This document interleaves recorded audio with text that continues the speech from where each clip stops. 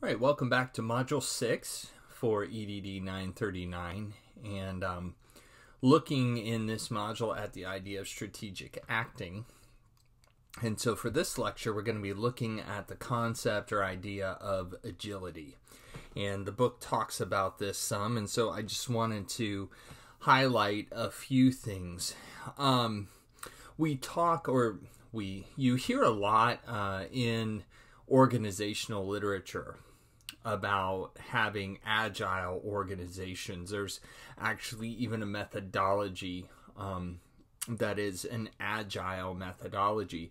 And I'm just putting that out there to make sure that you understand that's something different than what we're talking about here. Now, I mean, as a whole, yes, being agile, that's the same thing. But agile methodology and having agile organizations usually refers to manufacturing processes.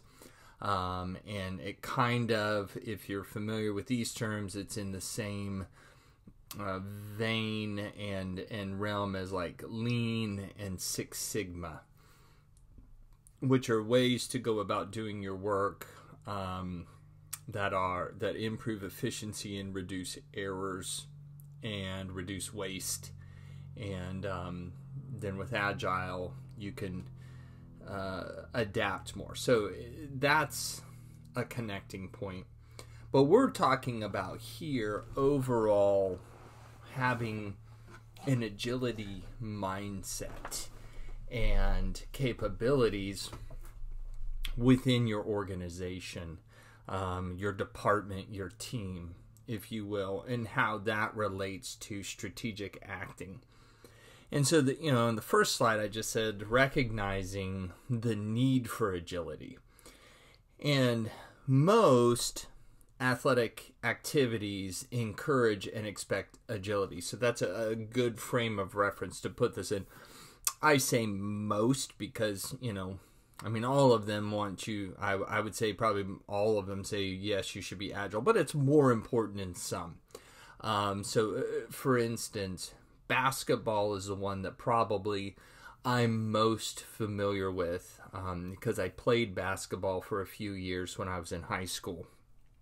And I remember one of the exercises that we had to do as part of our practices and our workouts. Our coach just referred to it as pitter patter. He would say, all right, time for pitter patter.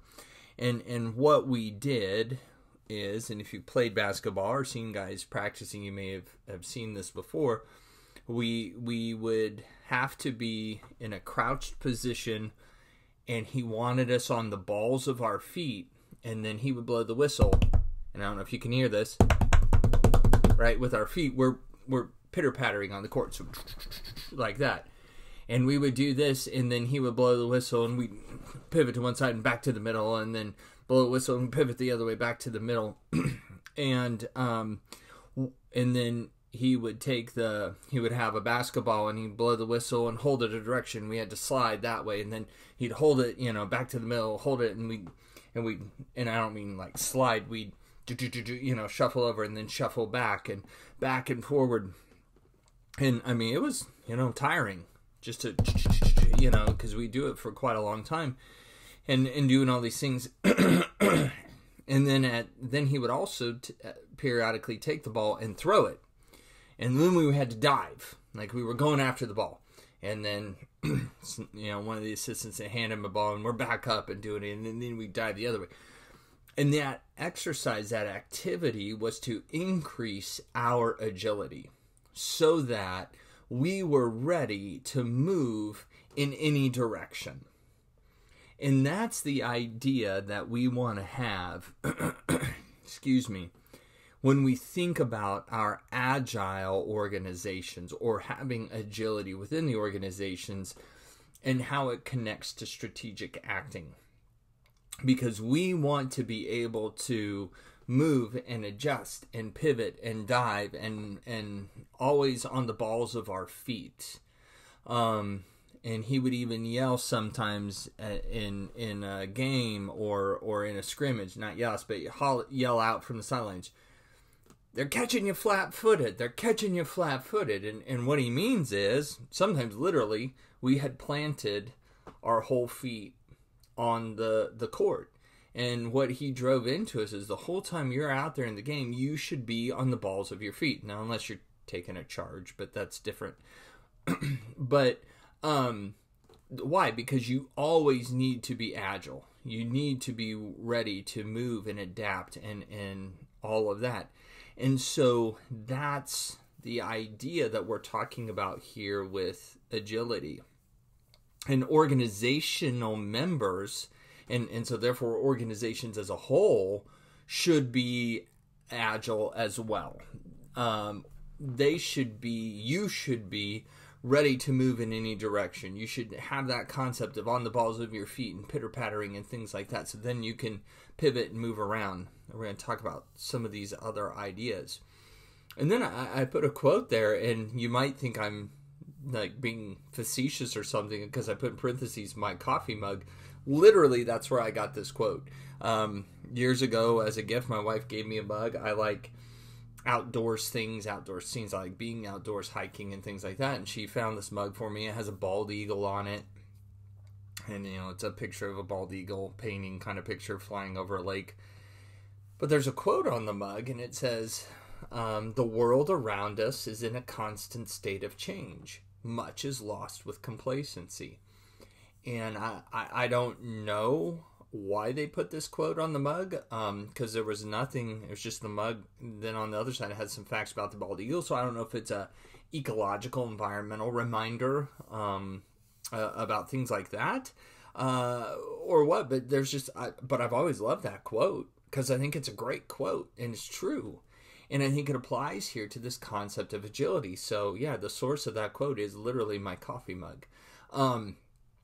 But the world around us is in a constant state of change. And we lose a lot if we become complacent, if we get flat-footed and we're not up on the balls of our feet and we're not ready to move and adapt and change. And so that's that idea of agility. And then I put canoeing lakes versus whitewater rafting. And I came across this illustration several years ago in a book actually about international human resource management. And I really liked the image, the metaphor that this author used.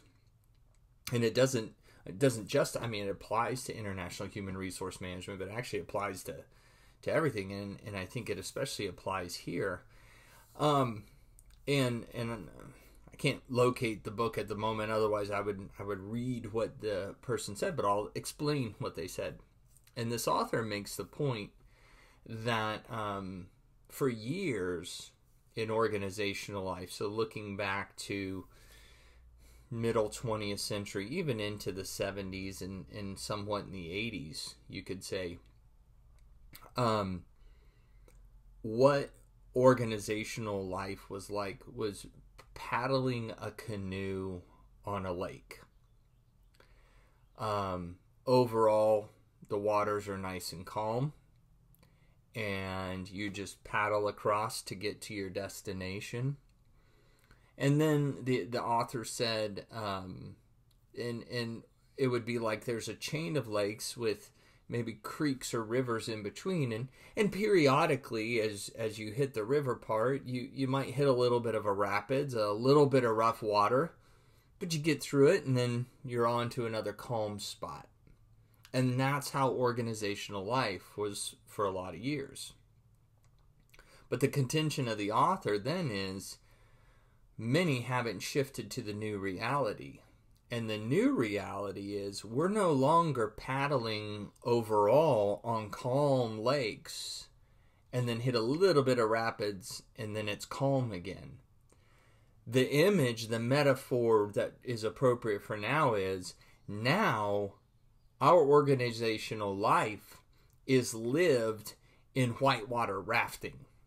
We are in the raft and we are constantly battling the rapids and trying to stay in the boat and keep the boat upright and things like that. And now, periodically, we get a small little calm spot. And then we're into more rapids. as a metaphor for the change and needing to be adaptable and all of that.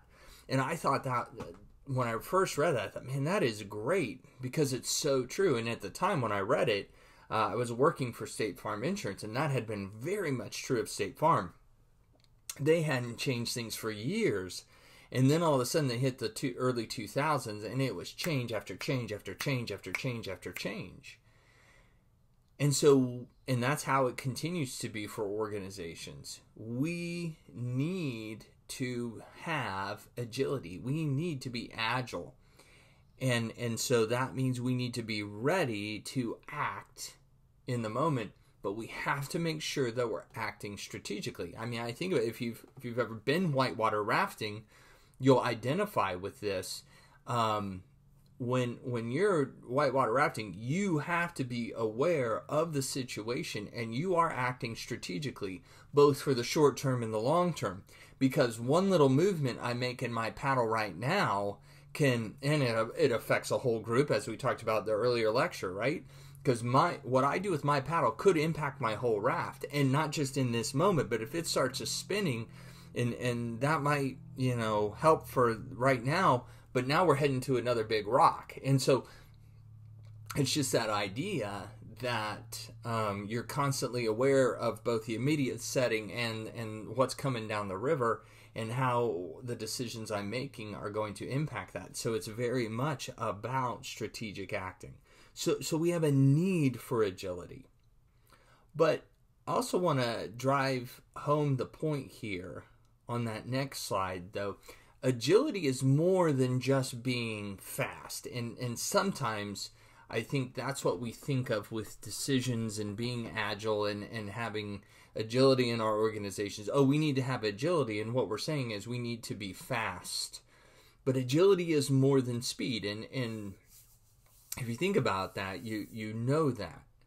And the reality is, I've known some people in my life who are not, and I'm talking physically here, they're not that fast, but they're incredibly agile. And so, one guy, I worked construction for a little while with him, and this young man, he's a big guy, and he's not super fast, but boy is he agile, because he can walk the rafters of a house like not a trapeze artist, I guess, but someone on a balance beam or something. I mean, it's amazing. You wouldn't think he's agile, but he is. Now, he's not fast, but he can, keep his balance and everything else. So there's more to agility than speed. And so what is there? Well, there is, first of all, there's that element of balance. And I think from an organizational standpoint, for us within our organizations, as we're applying this concept, we need to be able to keep our balance as we're making these decisions. And that's balanced decision making and keeping a balanced perspective and balanced focus. As I mentioned at the end of the last lecture, in chaotic contexts, sometimes we make decisions in the short term for quick fixes that, if we don't recognize that they're just a quick fix and then we need to move on, a stopgap measure, and we allow them to stay as a solution for the long term, they actually make things worse. So we need to have balance, because agility carries that element of balance. And so in our strategic acting, in our decision making, we want to make sure that we keep that element of balance. There's also the element of being able to pivot. That connects strongly to agility as well. And I mentioned that, we do our pitter-patters there in basketball. And then, coach will blow his whistle and we pivot to the right, pivot to the left, pivot to the right, pivot to the left. And we were learning, because that was part of it, and you're keeping your balance and you're trying to do it quickly. But the ability to pivot is also a key part of agility for our organizations and our strategic acting within the organizations. And it's interesting, if you my kids are of an age where, they're needing to get jobs in the summer and things like that. So a couple of them have filled out applications recently and been through interviews. And I remember both of my boys' applications they were filling out, they gave them a series of questions. And one of the things, one of the questions both of them hit, and one was fast food, one was a grocery store, but it was, can you easily move from one task to another? What are they asking about? They're asking about their agility, their ability to pivot. And we have to be able to do that as strategic leaders within the organization. Information's coming at us and we're contemplating this, but now there's a whole new group of information or a new decision that we need to make coming in from over here. And so we've got to be able to pivot and think about this. So that ability to pivot, that element of pivoting is part of strategic, or is part of agility. And then the last thing here about agility is more than just being fast. There's a strong element of context or surroundings, awareness of that goes into agility. Remember, we talked about in the previous module servant leadership and wisdom. Wisdom is being able to see what's going on around you, both near and far, and pulling that in.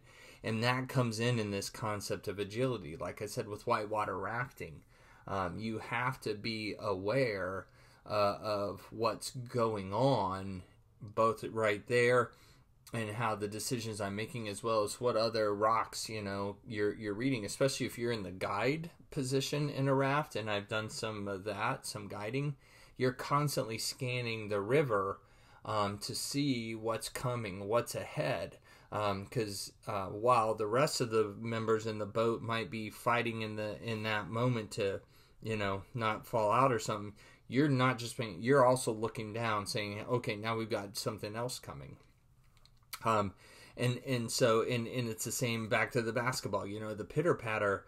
And this would happen periodically. One of us, we're doing the pitter patter great, but we're like zoned out. All we're doing is focusing on doing the pitter patter, and all of a sudden, I mentioned the coach would throw the ball and everyone goes diving for it, and this one person, and I've been guilty of that as well, we're still there pitter pattering, right? And the coach is like, "What are you doing?" I threw the ball. Well, we weren't paying attention to our surroundings. We're not paying attention to our context. And that was part of the exercise too. Not just to teach us this and being agile with our legs, but agile with our minds. Because are you watching what's going on so that you're ready to dive for the ball if it's a loose ball, or you're ready to stop that guy who's trying to do a fast break? So we have to be aware of our context.